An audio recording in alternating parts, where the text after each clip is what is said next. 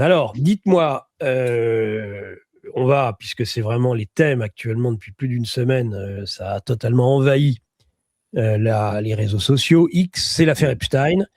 J'aimerais savoir un petit peu quelle est votre vue, votre vision. Vous avez une vision souvent qui est liée à la spiritualité, qui est liée à des forces parfois surnaturelles, en tout cas de dénonciation aussi de ce que peut être, un peu comme Poutine, un certain nombre de forces occultes. Et donc j'aimerais savoir ce que vous inspire dans sa globalité déjà cette affaire Epstein. Tout d'abord, l'affaire Epstein, elle peut être analysée sur plusieurs plans. Donc, il y a tout d'abord le plan strict que je connais un petit peu. Je suis pas un maître espion, pas du tout, hein. J'ai juste été officier de liaison dans le renseignement. Donc, sur le plan du renseignement, l'affaire Epstein, tout d'abord, donc dans des choses très factuelles, s'inscrit dans une longue tradition de création de réseaux d'influence, de contre-influence, en passant par la corruption et la compromission, permettant, pour n'importe quel État, là on parle d'État, donc l'affaire Epstein derrière, évidemment, il y a le Mossad, donc il y a évidemment Israël derrière. C'est une entreprise d'État permettant de cibler des têtes de réseau de différents pays dans le monde, afin ensuite d'y effectuer donc ce qu'appellent les Russes des compromates, en français des compromissions, pour que ces compromissions deviennent des leviers permettant aux personnes de continuer à gravir les échelons dans leur pays respectifs, dans les hiérarchies hospitalières, militaires, politiques, économiques, différentes choses.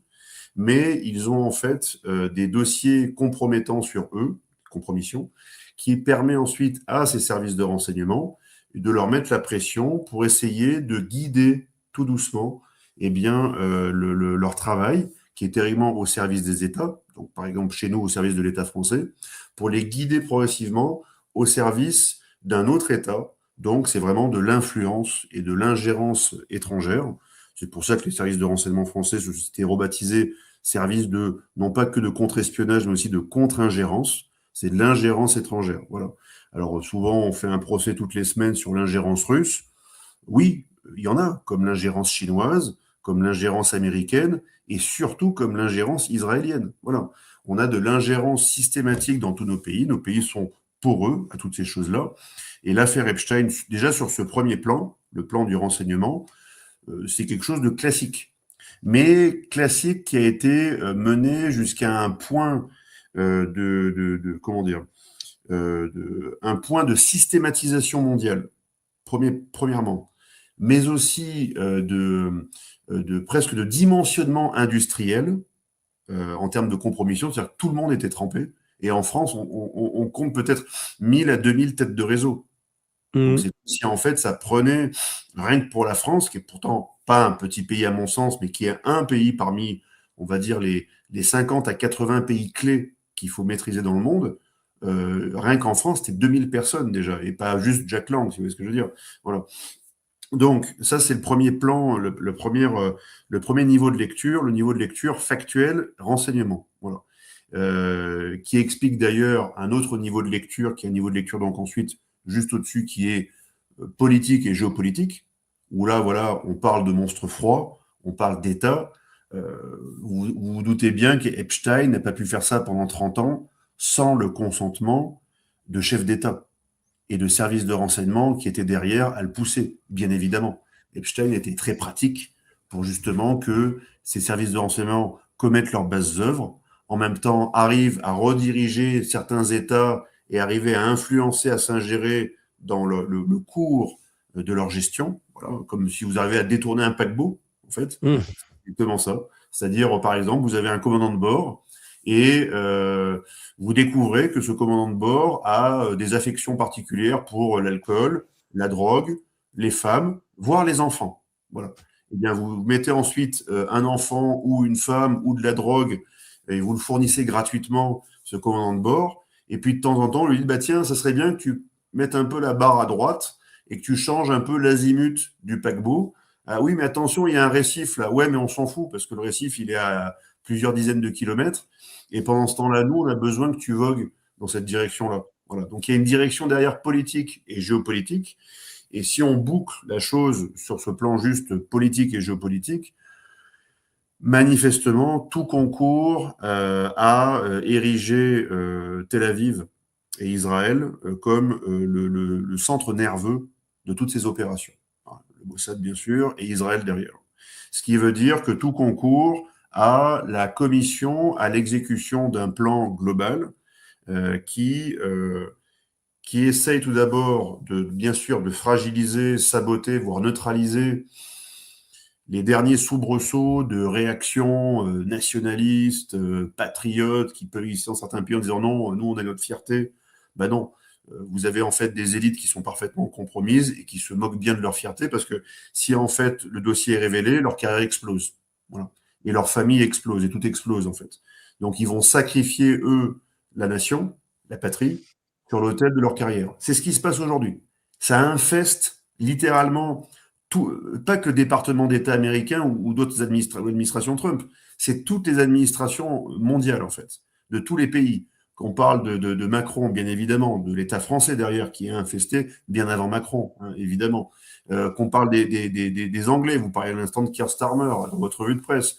Qu'on parle de Trump qui a maintenant ce boulet toxique au pied et on ne sait pas si c'est lui qui l'a déclenché ou si c'est le Mossad qui l'a déclenché. Mmh. Où il va peut-être falloir que Trump montre les dents pour être le grand frère qui va mettre la fessée à l'Iran, pardon, et éviter qu'Israël se prenne encore une pluie de missiles comme il y a 3 mois. Enfin, toutes ces choses-là. Donc, premier plan, factuel, renseignement. Deuxième plan, donc, politique et géopolitique, certes. Mais rien ensuite ne permet de justifier toutes les horreurs qu'on peut découvrir tous les jours, toutes les semaines dans l'affaire Epstein. C'est-à-dire qu'auparavant, vous aviez ces mêmes entreprises existaient de compromission.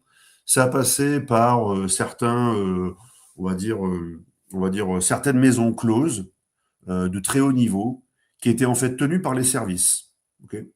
Ça a existé par exemple en Angleterre. Je relisais en fait Pion sur l'échiquier, justement en écho à l'affaire Epstein, que je vous recommande, hein, et que je recommande aux auditeurs. Pion sur l'échiquier, euh, Pawns in the Game, en anglais, Pawns in the Game, pion sur l'échiquier. D'accord. Il y avait ce qu'on avait appelé à l'époque le scandale du Glass Club. Le Glass Club. C'était exactement pareil. C'est-à-dire, on Mmh. organise un endroit qui ressemble en fait à une sorte de maison de charme, mais améliorée. Vous voyez, donc maintenant, ça pourrait être un ranch, ça pourrait être un hôtel particulier, ça peut être toutes ces choses-là, ça peut être l'avenue Foch, hein, d'accord, entre Brunel et Epstein, encore une fois. Et l'élite vient s'y reposer, vient s'y délecter, vient faire pique-pendre, voilà. Et pendant ce temps-là, tout est filmé, où tout est enregistré, tout est couché sur des synthèses de renseignements. D'accord. Mais comme je vous le disais, le troisième plan, qui est, à mon sens, je pense, le plus fort et le plus mystérieux dans tout cela, c'est vraiment le plan occulte et le plan presque qui confine à une forme d'anti-religion. Parce que même avec le Glass Club, même avec les hôtels de charme, même avec les maisons closes, institutionnalisées, toutes ces choses-là, on était encore dans un registre, certes, euh, euh, amoral, ou on va dire, ou comment dire, en allant un peu à l'encontre de la morale, très bien, mais c'était pas de l'immoralité pure et dure. C'est-à-dire qu'on n'était pas sur du sacrifice rituel d'hommes et de femmes, du sacrifice rituel d'enfants. On n'était pas sur ce plan-là, en fait. Et là, pour pouvoir justifier ces sacrifices humains, là, on est obligé d'en venir à une lecture religieuse des choses. Parce que c'est pas explicable. C'est-à-dire que l'homme ou la femme, naturellement, ne se lève pas le matin, hormis les criminels, bien entendu, ne se lève pas le matin pour mettre un terme à la vie de son voisin à travers un sacrifice rituel. Pour Baal, pour Zéboub, pour n'importe quoi. Et ça renvoie vraiment de façon historique à ce qui s'est passé de façon pré-abrahamique. Donc vraiment, on n'est pas sur juste les 30 ans de l'affaire Epstein, on est Mmh. plutôt sur les 3000 ans d'une anti-religion. 3000 ans d'une anti-religion. C'est-à-dire avant Abraham, vous connaissez bien ce qui s'est passé, la bascule abrahamique, c'est il va falloir arrêter de se sacrifier les uns les autres. Abraham, tu ne sacrifieras pas ton propre fils sur mon autel, sur l'autel de Dieu. Personne ne te demande ça. Voilà. Et donc, on est passé des sacrifices humains qui pullulaient sur Terre, d'ailleurs, dans toutes les sociétés païennes, et puis plus tard même, et maintenant, on pourrait dire même néo-païennes, d'une certaine façon, ou sataniques, d'accord? Et donc, cette bascule abrahamique, elle nous fait reculer de 3000 ans, en fait. Parce qu'entre-temps, on a eu ensuite le sacrifice intermédiaire avec les animaux, où on dit, bon, ben, on sacrifie plus les humains, on sacrifie quelques animaux, et puis après, bon, le Christ est arrivé, il a dit, écoutez, ça sert strictement à rien de sacrifier ni humains ni animaux, c'est moi qui m'offre en sacrifice à vous, et je vous demande de vous offrir en sacrifice aux autres. Voilà, de façon vertueuse, en fait. C'est tout. Mhm. Donc ça fait 2000 ans qu'on a changé d'air, en fait, qu'on a changé d'époque. Et là, l'affaire Epstein nous fait replonger brutalement, dans cette ère pré-abrahamique. Et peut-être qu'en fait, cette ère pré-abrahamique ne s'est jamais véritablement arrêtée. Elle n'a fait en fait que survivre à travers les siècles, ce qui est vertigineux. Quand on y Mhm. réfléchit, c'est vertigineux. Qu'une anti-religion puisse survivre à travers les siècles, quelque chose de vertigineux, mais à la fois, ça peut sembler tout à fait normal, parce que les ressources de Dieu sont certes infinies, mais les ressources du diable sont aussi importantes. Donc, il peut tout à fait avoir une résurgence systématique eh bien, du diable dans les affaires terrestres à n'importe quelle décennie, à n'importe quel siècle. Et voilà pourquoi d'ailleurs les Russes parlent aujourd'hui maintenant de véritable satanisme derrière l'affaire Epstein. C'est pour ça Mhm. qu'ils en parlent. Parce qu'en plus, ils ont accès, eux, les Russes, ou les autres services de renseignement. Moi, je n'y ai pas accès. Peut-être vous, vous y avez accès, je ne sais pas. Mais à du document classifié, de la source fermée, où justement, ils ont accès aux vidéos. Ils ont accès, je suis sûr, à certaines choses qui, non pas choqueraient l'opinion publique, mais peut-être même l'enflammeraient à des niveaux n'imagine même pas. N'imagine même pas. Donc, il y a la lecture factuelle, monstre froid, nous sommes des services de renseignement. La lecture politique, on va tout faire pour que les États aillent vers les intérêts d'Israël. Et lecture, cette fois-ci, anti-religieuse et messianique, ben oui, ben, c'est le troisième temple, c'est le grand Israël, évidemment, et c'est au service de ce qu'on a appelé depuis 2000 ans et qui existe depuis au moins 3 à 4000 ans, qui est la synagogue de Satan. C'est tout simplement ça. On est devant la manifestation de la synagogue de Satan, avec tous les effets collatéraux que ça peut avoir, effets collatéraux majeurs sur l'humanité, c'est-à-dire, je pense, une grande stupeur, une grande sidération et aussi une grande démoralisation face à la preuve de l'existence du mal à l'état pur. Parce que c'est du mal à l'état pur. Et ça sidère et ça vous démoralise véritablement quand vous touchez ou vous voyez ce mal à l'état pur. Donc déjà, il y a un effet induit qui est la stupeur et la sidération. Moi, ça me dégoûte. Personnellement, je suis dégoûté par ce que je vois. D'accord? Mais ensuite, deuxième effet, après cette stupeur, cette sidération, eh bien, cette possible neutralisation.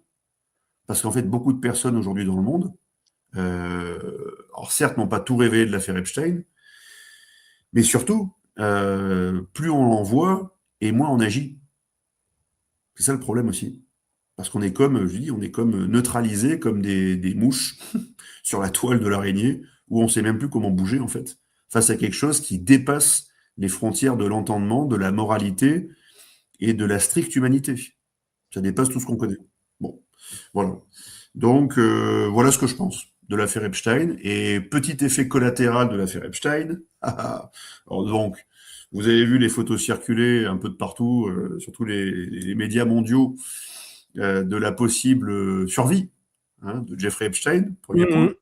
Donc Jeffrey Mhm. Epstein je dis bien, ne pas être mort. Je n'ai pas envie encore de me faire traiter de complotiste radicalisé pour la santé. J'ai fait une émission hier midi sur le sujet. C'est la question Voilà. se pose. La question La se question pose. se pose, parce qu'il y a des photos vraiment qui sont intrigantes. Et encore une fois, on revient sur la petite marotte du renseignement.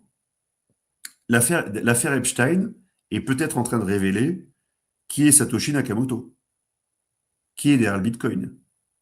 Et ça, c'est très intéressant. Parce qu'en fait, on se rend compte dans ce qu'on appelle les leaks, les fuites et les documents fuités de l'affaire Epstein, qu'en fait, Epstein et donc le Mossad derrière lui se situe à l'exact démarrage. Ce sont les premiers bailleurs de fonds de toute une équipe de programmeurs autour du MIT qui ont été à l'origine de Bitcoin.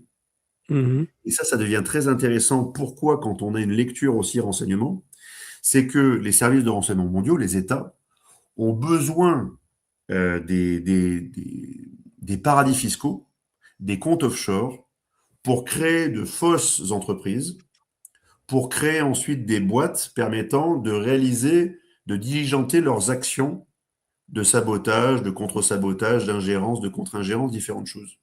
Entreprises qui sont donc dans des paradis fiscaux, avec derrière différentes banques offshore et j'en passe. Mais les banques, fussent-elles offshore et fussent-elles pourries jusqu'à la moelle, ont un défaut, c'est qu'elles offrent une grande traçabilité, malgré tout. On voit où les flux d'argent, d'où ils partent et où ils arrivent. Et là, arrive la crypto-monnaie. Et là, c'est magnifique. Et là, c'est la lecture personnelle que j'en ai.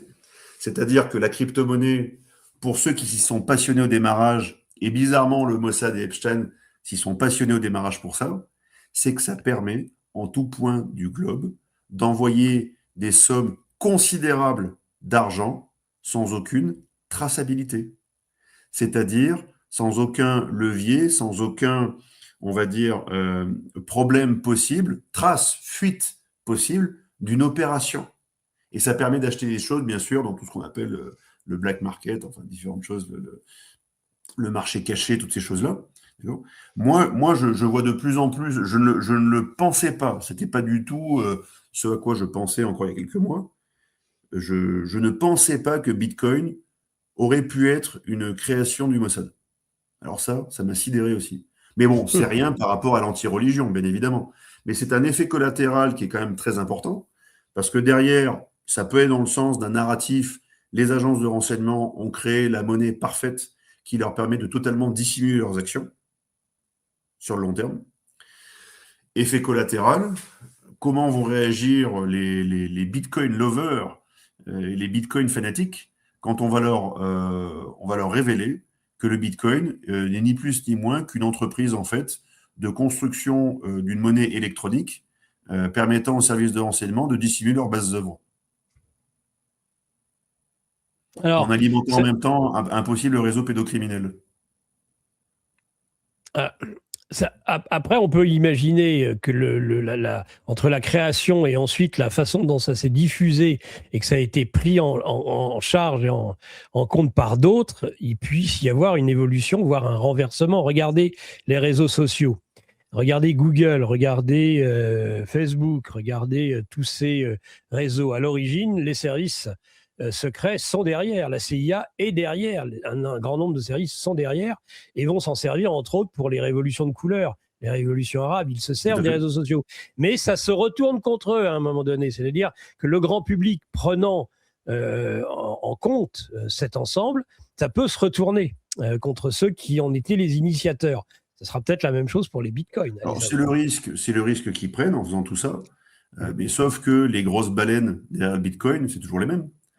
Ouais. Ceux qui ont en fait programmé les plus grandes sommes au démarrage et en ont fait des sommes dormantes. Ils appellent ça on sait plus si c'est des baleines dormantes ou je ne sais plus quelle appellation. En fait, c'est plusieurs pourcents du réseau qui ne sont contrôlés par on ne sait pas qui. Donc c'est pour ça que derrière, maintenant ça commence à ressortir, le mythe de Satoshi Nakamoto, c'est mignon les gars, mais au XXIe siècle, il est absolument impossible, je dis bien impossible, avec tout ce que l'on connaît de caméras, de réseaux, d'intrications, de data, de tout ce que vous voulez, il est impossible que quelqu'un, juste dans son garage, programme quelque chose, que c'est cette vitesse d'expansion, d'accord, lunaire qu'on lui connaît, et surtout cette adoption ensuite par les institutionnels, sans que des grands États, ou des petits États, devrais-je dire, du Proche-Orient, n'y soient impliqués. C'est pas possible. C'est pas possible. Ça, c'est un conte de fées pour enfants. C'est-à-dire, c'était un anarchiste qui a voulu programmer quelque chose, et puis il était dans son bureau, puis il était génial, hein, l'anarchiste, et puis d'un coup, tout le monde s'est approprié son invention, et il voulait absolument pas que son nom soit révélé. Bah oui, la bonne affaire, évidemment. Parce que si on sait que son nom était associé en plus à Epstein maintenant, il y a tout qui pèterait, quoi. Oui. Mais regardez bien les coulisses du démarrage de Bitcoin. Ça n'a pas été créé au Japon, ni en Australie, machin, c'est MIT. Tout vient de là-bas. Bref, mais bon, c'est un petit effet collatéral. Parmi d'autres choses qui sont beaucoup plus dures. Alors, je reviens sur les 3 niveaux, Alexandre, que vous avez développés, à la fois donc le niveau renseignement, le niveau État et le niveau contre-religion, satanisme. Est-ce que vous considérez que finalement les services et les États collaborent justement à cette religion antichrétienne satanique, c'est-à-dire sont conscients que dans cette influence, dans cette manipulation, dans ce compromat dont ils se font les acteurs, il y a derrière aussi cet aspect de contre-religion, par exemple, et de satanisme? Ou bien est-ce que les deux, l'un vient se greffer à l'autre? Encore une fois, les fuites documentaires Epstein nous ont révélé qui était le véritable ennemi pour eux. Et c'est ça, c'est intéressant qu'ils nomment leur véritable ennemi. Leur véritable ennemi est le catholicisme. C'est clair, ils l'ont dit. C'est pas le protestantisme, c'est pas forcément l'orthodoxie, c'est pas l'islam, non, c'est le catholicisme. C'est le premier ennemi. Et qui a pour premier ennemi le catholicisme? Je vous le donne en mille. C'est pas le peuple juif, parce que, comme je le dis et je le répète, les catholiques sont des juifs réalisés qui ont accepté la bonne nouvelle, qui ont accepté le Nouveau Testament, d'accord? Donc c'est pas antisémite ce que l'on vous dit. Non, les premiers adversaires sont les talmudo-sionistes. Ce sont les premiers adversaires. Donc il y a 2 camps qui campent, l'un face à l'autre, et un qui a pour l'instant pris le pas sur l'autre, qui sont les talmudo-sionistes, qui ont tout maîtrisé ici-bas par l'argent, bien sûr, et par toutes les méthodes les plus dégoûtantes que l'on a pu observer.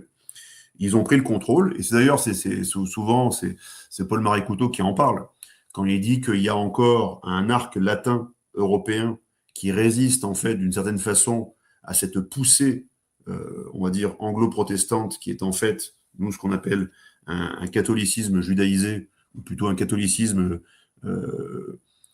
talmudisé, qu'on appelle le protestantisme. Voilà, donc vous avez un arc avec l'Espagne, la France et l'Italie qui essaient encore de tenir encore un cœur de catholicité en Occident, mais ce cœur est absolument assailli, tout d'abord par les marches donc de ce système. Les marches sont des marches protestantes tout autour, et surtout qui en fait a créé ce courant, ces schismes tout d'abord, et ensuite alimenter ces divisions religieuses depuis des lustres, talmudo-sionistes. Toujours pareil. Alors on y revient. Et donc effectivement, toutes les personnes ensuite qui se disent, donc les tenants de ce camp ont le pouvoir, ils ont un pouvoir illimité financier, ils ont un pouvoir donc illimité sur, évidemment, les monnaies, évidemment, un pouvoir donc illimité d'ailleurs sur la politique, et donc ils ont un pouvoir illimité sur la propre existence terrestre. Et donc tout le monde y passe, et personne ne peut véritablement résister à cette force quasi illimitée terrestre, voilà, qui a permis de corrompre et de compromettre 99,9% des têtes de réseau. Parce que ça va fonctionner avec un billet de 10 000 euros, 50 000 euros, 100 000 euros. Bon, lui, ça fonctionne pas, c'est un grand bourgeois. Bon, est-ce qu'il a une affection pour les drogues, l'exotisme, les femmes, les enfants, et ainsi de suite. Et à partir de là, tout est verrouillé. Ils ont absolument tout verrouillé dans toutes nos sociétés. Et donc, on les retrouve aux 3 niveaux, renseignement, État et évidemment contre-religion. Comment expliquer, Nicolas, que vous le disiez à l'instant, que Jack Lang, après tout ce qu'il a pu faire de sordide dans sa vie, mais aussi d'outrancier, et là c'est moins grave que le sordide, d'outrancier, c'est-à-dire il n'a fait que vivre au crochet de tous depuis des années. Le PNF, le Parquet national financier, a ouvert une petite enquête contre Jack Lang après 50 ans de mauvaises pratiques. Mais c'est pas juste 3 costards à la Fillon, hein. C'est pas ça, hein. C'est que lui, il a mangé littéralement 3 costards par semaine. Il mangeait 3 costards par semaine de partout. Entre l'Institut du monde arabe, tous les salons où il était ministre et j'en passe, il a bouffé les costards et il a aussi mangé les costards que lui offrait Epstein. Hein. Voilà. Et là, le PNF, pas de son, pas d'image. Mieux, on vous offre une protection policière. Ah, putain, elle est Ouais. belle. Alors, elle est belle, celle-là, protection policière. Mais protection policière, depuis quand les criminels doivent-ils être protégés par la police? Ce pas des criminels ordinaires. Jack Lang fait partie des têtes de réseau françaises qui sont les maillons de transmission, d'exécution du réseau Epstein en France. Dans derrière Jack Lang, il y a un paquet de monde. Et il y a un gros carnet d'adresses. Et il y a des compromissions sans limite. Voilà pourquoi ils vont essayer de le protéger. Et peut-être ils le brûleront, ils grilleront le fusible à la toute fin. Mais pour l'instant, ils ne peuvent pas le faire. Parce que ça pourrait faire tomber une bonne partie de l'appareil d'État. Oui, Et il ne faut pas que l'appareil d'État c'est tombe infiltré. maintenant. Oui. Oui. Oui, tellement c'est infiltré, oui, bien sûr. C'est verrouillé complètement. Sans oublier que la dernière phase, ce qui reste, et ce qui pourrait choquer plus encore et écœurer l'ensemble du public, c'est qu'il manque beaucoup de vidéos, finalement. Il y a des caviardages ici et là, mais alors il y a les vidéos, et là, le jour où les vidéos vont sortir, avec des individus qui seront sur ces vidéos, là, ça risque de prendre encore une ampleur supérieure à ce qu'elle est déjà aujourd'hui. Oui, et puis la France est au premier rang de ce réseau. Alors voilà. Ouais, On je vous rappelle oublie, que Ghislaine Maxwell. l'inverse de ce que dit Macron. Macron dit c'est c'est un problème américain. Voilà. C'est ça. Non, en fait, la France, c'est si on appelle sur les réseaux Pédoland, c'est pas pour rien. C'est que la France est devenue un havre de protection pour les pédocriminels. Voilà. Donc, et la magistrature y a sa responsabilité et certains policiers y ont aussi leur responsabilité. Parce que bien sûr, ils ont tamponné et recruté des agents dans la magistrature et dans la police. Je dis évidemment pas que tous les magistrats sont pédocriminels, bien sûr que non. Et les policiers non plus. Mais ce réseau, pour pouvoir exécuter ses bases œuvres, a besoin de soutien de l'appareil d'État. Voilà. N'oubliez pas aussi que les commanditaires de ce réseau, les commanditaires mondiaux, hein, pas Epstein cette fois-ci, mais la famille Maxwell, a des liens très étroits avec la France. Ghislaine Maxwell est franco-britannique. Sa citoyenneté est française et britannique. Exactement. Elle est née en France. Hein. Tout relie à la France. La seule résidence qu'il a en dehors des États-Unis, Epstein, c'est en France. Son rabatteur, c'est Brunet. Sa compagne, c'est une franco-britannique, pardon. Brunel, pas Brunet. Brunel, oui, pas Brunel, pardon. Enfin voilà, la France est au cœur de ce dispositif, n'en déplaise à ce que peut dire Macron. Oui. Donc, la question après qui se pose, c'est pour qui bosse Macron? Beaucoup de Français y ont déjà répondu. On voit se distinguer, comme on le savait déjà, la présence curieuse, encore une fois, des Rothschild, en la personne cette fois-ci d'Ariane de Rothschild, qui est en lien direct avec Epstein. Voilà.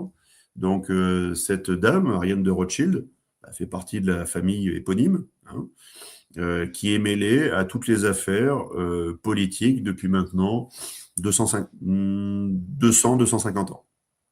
Voilà. Donc, ça fait partie de ces 13 familles. Il y en a d'autres, mais c'est une des principales qui est à l'origine, je pense, de beaucoup de nos malheurs. Voilà.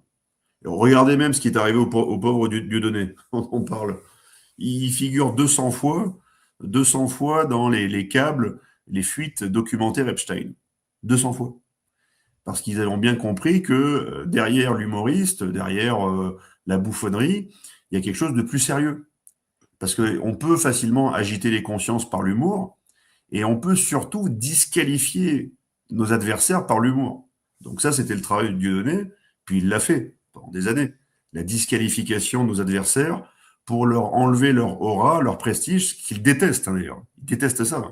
leur enlever leur aura, leur prestige, parce que derrière, une fois qu'ils perdent leur aura, leur prestige, ils perdent une partie de leur pouvoir. Ils ne peuvent plus ensuite, une fois que l'aura et le prestige a disparu, ils ne peuvent plus cette fois-ci qu'utiliser la vieille manette, le vieux bouton de la terreur, faire peur. Donc l'assassinat, le meurtre, l'assassinat, toutes ces choses-là. Il ne reste plus que ça. Voilà. Mais c'est quelque chose on va dire, à effet sidérant, à effet terrifiant, mais qui peut aussi leur péter à la gueule. Parce qu'il y a le meurtre, l'assassinat, c'est quelque chose en fait qui peut embraser justement facilement des foules et être justement des activateurs, comment dire, des bouts de feu révolutionnaires. Et ça, ils en ont peur parce que toute révolution ou contre-révolution demain ira fatalement contre les intérêts des Rothschild, les intérêts des 13 familles et les intérêts des talmudo-sionistes qui n'ont pas envie que leur griffe sur les pays, nous puissions retrouver notre liberté. Ça, ils ne le veulent pas. Parce que notre liberté sera en fait leur fin, vu qu'ils ne pourront pas vivre par eux-mêmes. Voilà. Ils auront besoin toujours de pouvoir s'alimenter et parasiter des États de plus forte consistance. Donc ça avait été jadis avec l'Angleterre, Banque d'Angleterre, puis après la France grâce à la Révolution, puis ensuite l'Europe, ils ont mis un glacis sur l'Europe à une époque, et ensuite ils ont déplacé ce glacis jusqu'aux États-Unis d'Amérique, et ils ont fait des États-Unis d'Amérique leur bastion premier pour justement vivre à l'ombre d'un géant en parasitant l'essence, en parasitant en fait la richesse. Et ensuite, ça revient à toutes nos vies au quotidien. Pourquoi nos vies sont aussi misérables? Pourquoi on est aussi désindustrialisé? Pourquoi on est aussi malheureux de nos existences? Parce que nous sommes tout simplement parasités. C'est tout. Et ce sont des parasites, hein, d'ailleurs, hein, cette superclasse. Ils sont, voilà. Oui, Jack Est-ce Lang, que il n'a pas la tête, il a pas la tête de quelqu'un qui va apporter un point de PIB à la France. Hein. C'est un vrai parasite. Hein. c'est évident, c'est tout à fait évident. Est-ce que est-ce que ça pourrait aider? On va glisser petit à petit vers ce sujet aussi. Est-ce que ça peut aider, cette affaire Epstein, à déciler les yeux des Français sur la réalité, justement, de ce parasitage et de ces parasites et de ce qu'ils sont réellement? Oui, moi j'en ai la certitude. Dessiller, oui. Évidence, oui, bien sûr. Mais on est aussi dans, on va dire, dans le voyeurisme un peu morbide, je veux dire, Ouais. qui nous a été un petit peu légué par toute cette industrie du divertissement, qui a d'ailleurs été créée, industrie du divertissement, pour nous divertir, c'est-à-dire pour nous sortir du chemin. Voilà. Donc on va en prendre plein les yeux, on va en prendre plein la gueule. Le cœur aussi va en prendre vraiment, va prendre cher, parce que ça va être dégoûtant, donc on va avoir des hauts le cœur. Voilà. Mais oui, les yeux vont s'ouvrir. Maintenant, une fois que les yeux seront ouverts, que la conscience sera élargie, va-t-elle pour autant se transformer en feu sacré, dans le cœur notamment, pour que les choses et les individus agissent? Là, c'est un autre Mhm. sujet. Un autre sujet. Mais oui, je pense que là, l'affaire Epstein permet déjà à tous les complotistes de pouvoir prendre des vacances, parce qu'on a fait le travail avant. Bon, maintenant, on a le droit aussi au repos du guerrier en se disant, on vous l'avait bien dit, maintenant, on vous laisse 3 semaines pour digérer l'information, d'accord? Et puis, on se donne rendez-vous dans 3 semaines, dans un mois, dans 2 mois. Et puis là, une fois que vous l'aurez digéré, que vous aurez accepté ce qu'on vous dit depuis maintenant des années, bah, peut-être qu'on va commencer à travailler ensemble. Ça serait bien, voilà, pour changer un peu les choses. Voilà. Parce qu'en fait, j'en terminerai sur ce point-là, Mhm. du haut, du haut de leur immoralité, du haut de de tout le dégoût que ça peut nous inspirer, tout ce qu'ils ont fait. Ces personnes-là, qui campent dans une anti-religion, qui campent dans une domination, c'est ce que dit Alain Soral, il parle de suprémacisme, on est là, c'est presque une anti-religion suprémaciste qui dit en fait, euh, il faut battre à plate couture les autres sociétés qui, elles, sont ouvertes, heureuses, vertueuses et qui suivent la vérité, le chemin et la vie, si vous me permettez le raccourci. Voilà, le Christ, si vous permettez. Donc, du haut de toute cette immoralité, ou plutôt du bas de toute cette immoralité, ces personnes-là nous toisent et ont un supérieur et un suprême mépris pour ce que nous sommes. Pourquoi ? Parce qu'ils estiment que notre charité, notre générosité, notre bonté est en fait une faiblesse. Et ils y ont participé d'ailleurs. Parce qu'ils ont fait de la charité, de la foi de l'espérance, mais aussi de la bonté, de toutes les vertus, on va dire, mineures et toutes ces choses-là, des éléments qui ont malheureusement participé à déviriliser et voire à émasculer une société qui ne peut plus prendre l'épée pour dire stop à l'injustice. Parce que n'oublions pas que la justice, c'est avant tout une balance, donc l'équilibre des choses, la même balance qu'avait Saint-Michel dans sa main, et l'épée, pour départir les choses, pour trancher. Trancher ce qui est juste de l'injuste. Donc il faut une épée, l'épée de la justice pour trancher. Mais dans les sociétés beaucoup plus primordiales, avant que l'épée de la justice n'arrive, en soit le symbole, par exemple, c'est Saint-Louis qui a aussi fait en sorte que toute la France érige toute cette justice moderne, c'est Saint-Louis, d'accord ? Donc épée et balance, eh bien il y avait l'épée tout court, qui servait d'ailleurs dans les duels à départir, à souscrire à la loi de Dieu. C'est-à-dire que si tu meurs dans ce duel, ben c'est parce que Dieu l'a voulu. Voilà. Et c'est l'épée qui tranche. Voilà. Donc, ils ont participé à nous amener vers quelque chose de contemporain, de confortable, de consensuel, de doux, de gentil, de je neutralise une personne et il ira croupir en prison et différentes choses. Malheureusement, quand on pousse ce raisonnement jusqu'à son extrémité, nous n'avons plus la force, nous n'avons plus la capacité virile de nous opposer à l'injustice. Et c'est cette capacité virile que nous devons retrouver. Sans quoi, eh bien, ils continueront à nous toiser, à nous mépriser et à estimer que nous ne disposons pas de la force nécessaire pour mettre un terme. Pourquoi ils continuent ? Parce qu'on ne les arrête pas. Et on n'a pas la force de les arrêter pour l'instant. Alors, comment on fait pour passer justement d'être un spectateur de cette abomination à un acteur justement de ce renversement de ces parasites ? Ça se fait comment, ça, ce passage ? Ben, si j'avais la réponse, je pense que une contre-révolution aurait déjà eu lieu. Voilà. Sachant que toute révolution ou toute contre-révolution, c'est des années, voire des décennies de préparation. Préparation. De formation des esprits, de formation des corps, bien sûr, de formation des structures, de formation des réseaux. C'est tout ce qu'ont fait les réseaux occultes au XVIIIe siècle. Donc, ils ont commencé à grandir sous l'humanisme et avec la marchandisation progressive du monde et ce mondialisme déjà qui commençait à poindre déjà à l'époque. Ils ont tiré leur force de tous ces échanges commerciaux et progressivement, ils ont ensuite verrouillé toutes les sociétés pour ensuite commencer à attaquer, on va dire, à la fin du XVIIe siècle, déjà en Angleterre et ensuite en France. Donc c'était une longue incubation, une longue préparation qui est permise par, qui peut prendre son essor dans le sein de sociétés millénaires. Voilà pourquoi ils avaient choisi le peuple juif pour ça. Pourquoi la synagogue de Satan s'est développée au sein du peuple juif, qui est un peuple millénaire. Voilà. Donc aujourd'hui, on ne peut pas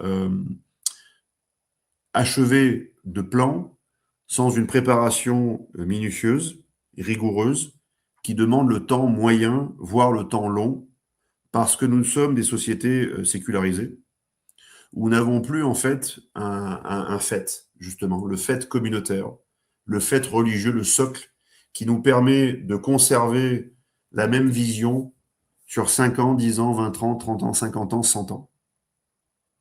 Donc il va nous falloir des efforts surhumains et l'aide de Dieu pour nous en sortir. Mais l'aide de Dieu seule ne suffira pas.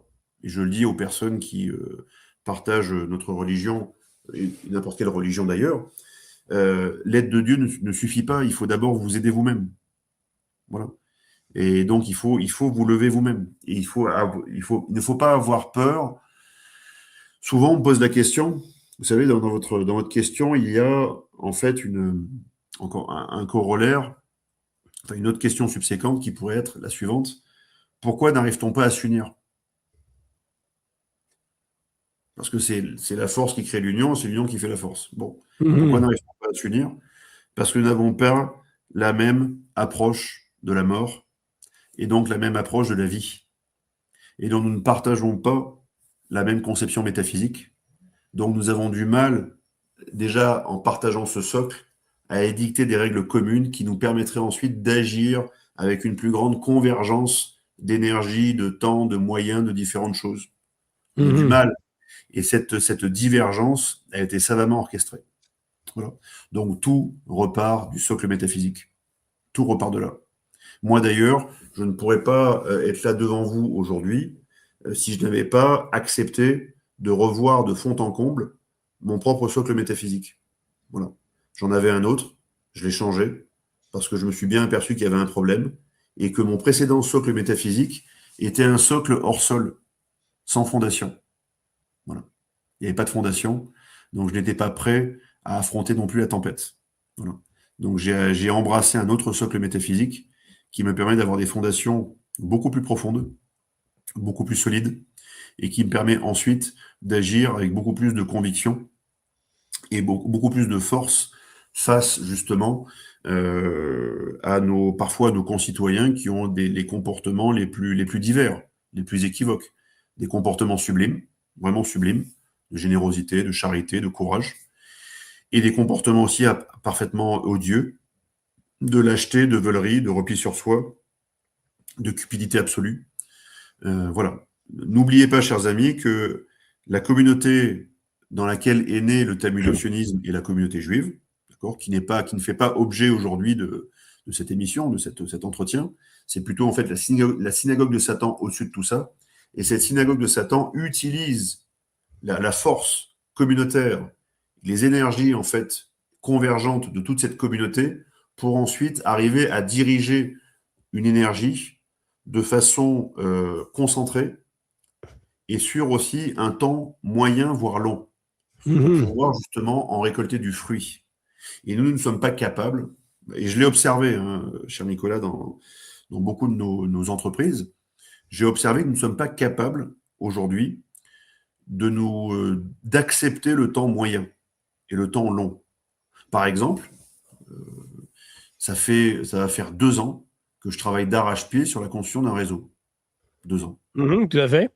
Voilà. Et en fait, n'importe quel réseau de taille critique, il lui faut au moins 3 ans pour émerger. Donc il y a une année qui m'a été volée par la justice, qui m'a foutu 8 mois en prison. Ils m'ont volé cette année. Et c'est pour ça que je l'avais mauvaise envers eux, parce qu'en fait, au-delà de l'opprobre que j'ai subi, ils m'ont volé une année précieuse pour organiser un réseau. Vous voyez. Et on en a besoin maintenant, en 2026-2027. Vous ne pouvez Mhm. pas imaginer le nombre de personnes qui viennent nous voir, notamment au CSP, donc, ce qui est marqué là, Comité de salut du peuple, viennent Tout nous à voir en fait, disant, comité de salut du peuple. voilà, je veux adhérer à un CSP. Et moi, je leur dis, mais attendez, mais ça fait 5 ans que je fais ça. Et ça fait 3 ans qu'on accélère avec différents outils. Oui, oui, je sais, mais là, j'ai compris maintenant que c'est le moment. Il y a beaucoup de gens aujourd'hui en France, pour répondre à notre question initiale qui était comment peut-on faire? La prise de conscience fonctionne. Et c'est pas moi qui ai travaillé ou vous en particulier. On a eu notre petite contribution, évidemment, évidemment. Mais il y a une prise de conscience mondiale qui s'opère avec vraiment un élargissement du champ de conscience. Donc là, cet élargissement permet aux gens de vouloir déjà commencer à aller dans des entreprises d'unification. Ça, c'est la phase numéro 1. Ils veulent essayer de se rassembler d'une façon ou d'une autre. Ils ont compris que les partis politiques ne Mhm. servent plus à rien. Ils ont compris que les syndicats ne servent plus à grand-chose. Donc, ils essaient, dans des structures un peu informes, protéiformes, de s'assembler. Mais l'étape numéro 2, ensuite, c'est de dire, bah oui, moi, je veux bien m'assembler aux uns aux autres, mais il faut que je puisse, en fait, euh, faire reculer l'exacerbation de mes passions et de mes égos, et de mon ego. Et ça, c'est le plus dur. Parce qu'on est dans une société qui est complètement égotiste, qui nous tend un miroir au quotidien, notre miroir, et qui fait que quand ensuite on se met à se réunir, au démarrage, on ne se supporte pas. On ne supporte pas que quelqu'un ait un avis divergent au sien, ou alors on fait semblant de le supporter pour dire oui, oui, on vit en démocratie, différentes choses, mais à la fin, ça n'accouche de rien. Ça n'accouche de rien. C'est de la stérilité. Donc phase 2, bah oui, ça va être ensuite la conscience marche, elle est en marche. Je paraphrase pas le parti macronien, monsieur, mais la conscience est en Bien marche. sûr. Maintenant, ça va être le travail sur soi. Et si en fait les personnes font ce travail sur elles-mêmes, c'est pas une étape finale, c'est l'étape numéro 2. C'est-à-dire qu'une fois que le travail a été fait sur soi, eh bien, on peut commencer à agir de concert. Et Alors, là, et là, on redevient fort. C'est à ce moment-là. Conscience, passion, et ensuite action. Et là, on peut redevenir vraiment fort. C'est en gros que les gens se disent, quelle est, excusez-moi du terme, ça fait 5 ans que je le répète, quelle est ma putain de juste place? Quelle est ma putain de juste place ici-bas sur Terre? Que dois-je faire? mhm. Voilà. Est-ce que ma juste place est simplement de suivre cette émission ce matin, envoyer un pouce, un like et envoyer 1 € à GPTV? Non, ça accompagne tout ça, bien sûr, mais la juste place, c'est dans l'action. Tout est dans l'action, en fait, ici-bas. Votre corps agit au quotidien. Vous respirez de façon inconsciente à chaque instant, même quand vous dormez. Tout est ici-bas tourné vers une forme de mobilisation d'énergie et il faut qu'on la mobilise au moins sur quelque chose de fort et d'unificateur qui s'appelle la liberté. La liberté. Au moins que les gens se battent au moins pour ça. Peut-être c'est la seule chose qui puisse être au moins unificatrice. C'est la liberté. Voilà. Euh, mais est-ce que, je reviens quand même à ma question de départ, est-ce que le combustible, un des combustibles aussi, finalement, l'injustice, la colère, est-ce que ça peut être un bon carburant? Est-ce que de voir tout ça, comme il y a eu l'affaire Stavisky, finalement, la République s'en est sortie par la guerre à ce moment-là, c'est-à-dire que la corruption, la putréfaction des élites a une tendance en général à préparer justement les révolutions. Mais j'en reviens au point premier, c'est-à-dire comment on transforme cette colère qui est quelque part assez négative et passive en quelque chose justement de positif, et quelles sont les propositions que vous faites aujourd'hui? Là, là, c'est une question c'est plus compliqué, mais bon, Alexandre, pour justement traduire en une action positive, en ce feu justement de l'action. Ce qui, à l'origine, est une frustration, une colère, une grande rage, finalement, par rapport à ce que les gens voient et entendent. Alors, dans la colère, il y a la colère destructrice, qui est un feu qui nous consume tous les jours, et puis il y a la sainte colère, qui est en Ouais, fait l'irruption d'une colère instantanée. Cette sainte colère, c'est comme en fait un détonateur, qui en oui, fait nous fait agir. Mais c'est ensuite, ça. si on s'installe sur le temps moyen et long avec cette colère, elle nous consume. On le sait. Bon. C'est Donc la ça. sainte colère, il y en a eu un paquet de saintes colères en France. Il y a eu la sainte colère des Gilets jaunes. C'est monté, c'est redescendu. Oui, Il y a eu ensuite la sainte colère des antipasses. C'est remonté, c'est redescendu. La sainte colère des agriculteurs. On a des saintes colères qui montent comme ça et qui redescendent. D'accord. Mais cette sainte colère, encore une fois, ne peut pas nous permettre de remettre une société à l'endroit dans du juste et du beau et du bien. C'est pas possible.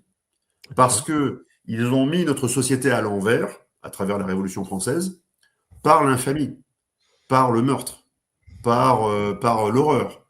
Donc ça a permis de mettre cette société à l'envers, en fait.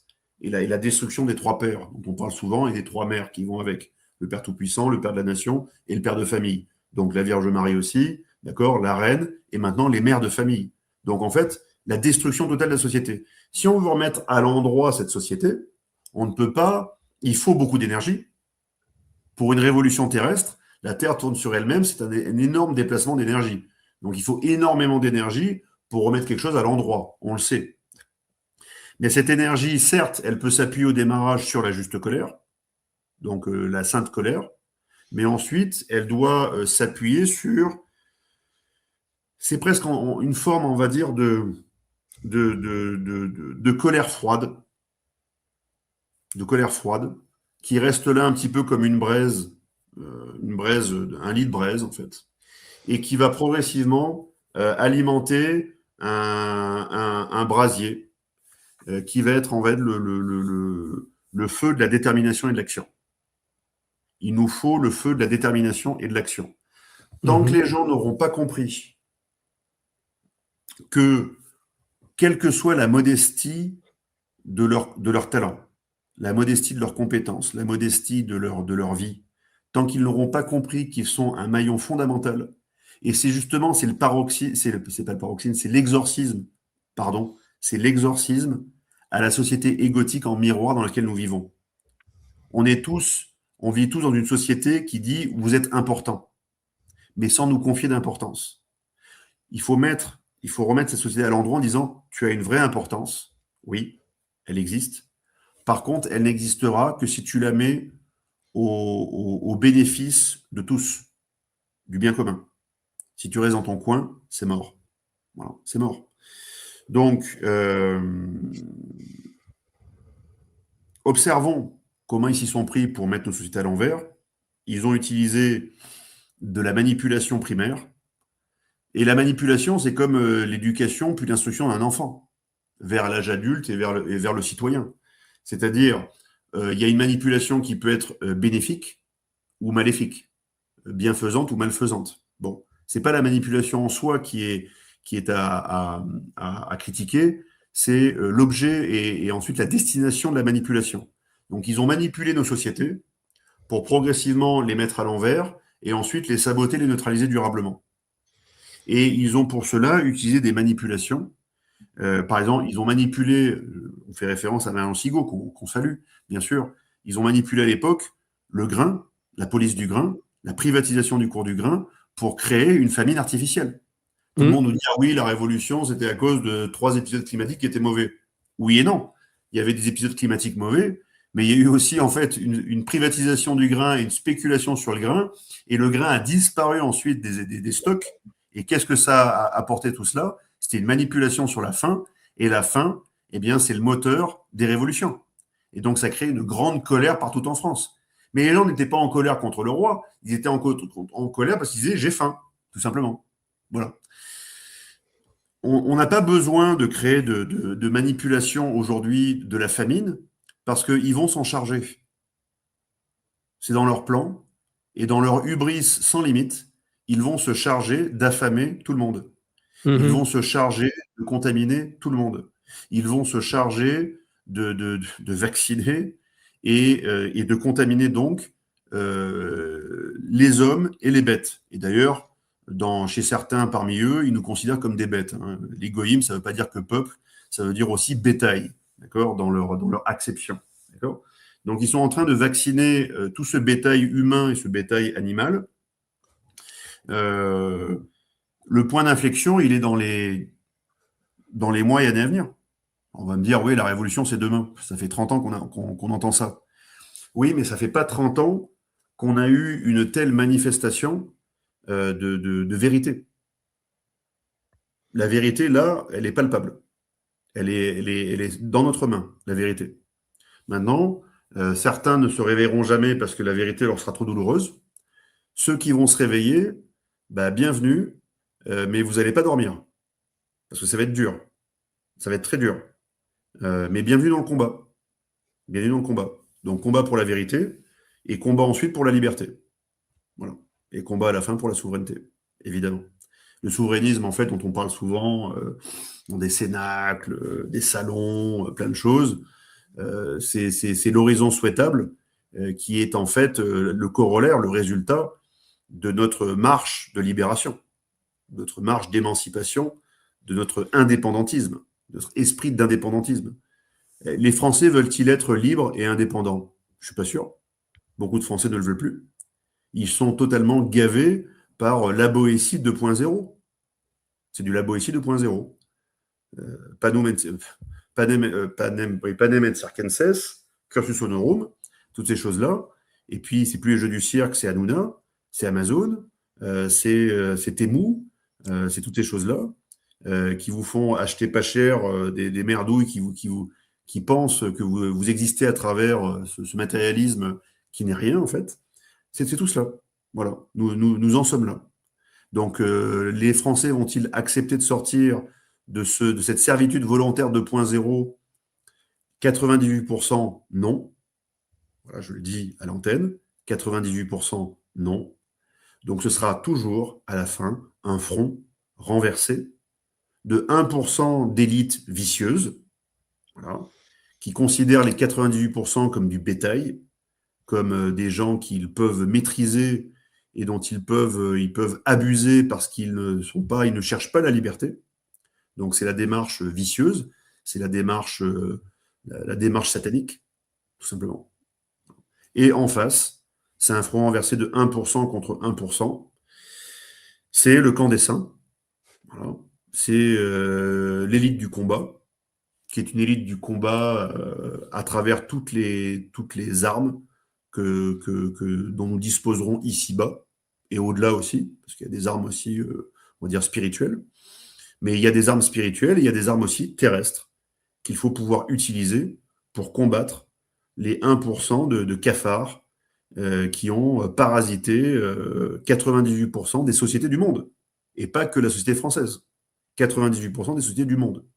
Donc ce front renversé de 1% contre 1%, ce combat n'a pas encore démarré, tout simplement parce que le 1% de vicieux est bien en place, bien organisé, bien déterminé, avec un agenda à long terme, et toutes les ressources du monde.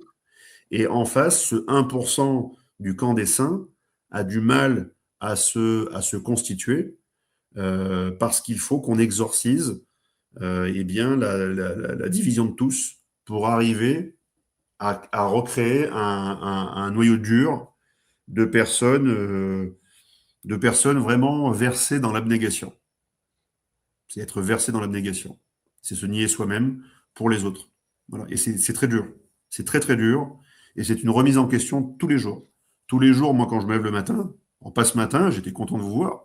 Voilà. Mais quand je me lève chaque matin, je me dis, est-ce que je suis capable aujourd'hui de nier mon confort, demain de nier ma liberté, voire de nier ma vie, pour des gens qui me crachent à la gueule tous les jours?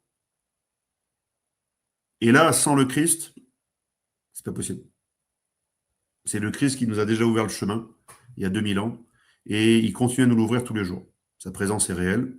Et donc, sans lui, je vous le dis très clairement, sans lui, il me serait impossible de me lever le matin en me remettant à l'ouvrage, en me disant, je continue encore et encore pour les autres. C'est impossible. Donc, c'est un moteur puissant. Et l'ouvrage, aujourd'hui, qu'est-ce que c'est au sein des CSP pour Alexandre Juvin-Brunet, sachant que ce qui est en effet demandé par les uns et les autres, c'est moins de division et de véritables chefs aussi. Mais oui, je l'entends. Je l'entends tous les jours et je le comprends. Et j'essaye à mon petit niveau d'agir pour progressivement unir des personnes qui n'ont pas un agenda caché. Certes, des personnes dans la dissidence peuvent avoir les passions humaines. On a tous des passions humaines, c'est tout à fait normal. On peut les accepter. Tantôt un peu d'orgueil, un peu je vous l'avais dit, ou un peu je ne souhaite pas suivre tes conseils parce que je veux en faire ma propre expérience. Orgueil, un peu de cupidité, on pense à soi. Il y a toutes ces passions humaines, évidemment, évidemment. Et c'est pas ça que je combats, et c'est pas ça qui m'empêche d'aller vers les uns et les autres. Ce qui m'empêche d'aller vers les uns et les autres, c'est quand ces passions humaines sont mises au service de notre ennemi. Quand ces passions humaines sont mises au service de notre ennemi. Voilà. Et donc, toutes les personnes qui, de près ou de loin, bossent ou versent leur énergie, ou s'agitent comme des faux dissidents ou de faux résistants au bénéfice d'un système politique qui est en train d'achever sa corruption complète. Je parle de la République, qui est elle-même tenue par des francs-maçons, qui sont eux-mêmes maîtrisés par une synagogue occulte, tant qu'on continuera à verser et à se battre au profit de ça, et donc les dissidents, ils sont réels, hein, les personnes qui font semblant de nous faire croire qu'ils se battent pour la libération de la France, mais qui veulent en fait la continuation de la République. Donc la continuation de la République franc-maçonne. Donc la continuation de la République franc-maçonne maîtrisée par les talmudo-sionistes. Ils sont nombreux, ces gens-là, qui veulent ça. Donc je ne suis pas leur copain. Voilà. Je suis plutôt leur ennemi. Voilà pourquoi l'union prend aussi le temps de la manifestation du fruit. C'est-à-dire que les gens, les uns et les autres, ne peuvent montrer ce qu'ils sont qu'à travers le fruit qu'ils auront produit. On ne juge l'arbre qu'à son fruit. Voilà. Et malheureusement, pour faire, vous savez bien, les arbres fruitiers, cher Nicolas, il faut minimum 4 à 5 ans, voire 10 ans pour qu'ils produisent du fruit. Donc il faut du temps, des cycles naturels. Voilà. Et c'est pareil dans la dissidence et la résistance. Il faut du temps pour que les gens manifestent véritablement leurs fruits authentiques, qui ils sont. Est-ce que c'est des fruits pourris? Est-ce que c'est des fruits secs? Ou est-ce que c'est des fruits gorgés de sucre et délicieux? Voilà. Et donc ça, c'est le résultat du travail. Donc ce travail, en quoi consiste-t-il? Eh bien oui, ça sert à travers le CSP à accueillir des personnes qui sont manifestement éveillées, conscientes, mais qui ensuite acceptent de passer de cette phase de conscience d'éveil à la purge de leur passion, donc une sorte de catharsis individuelle, la purge de leur passion, pour ensuite arriver à dire, moi, modestement, humblement, je veux occuper cette juste place et agir au profit des autres. Voilà. Et à partir de là, on a un terreau qui peut être fertile à l'action.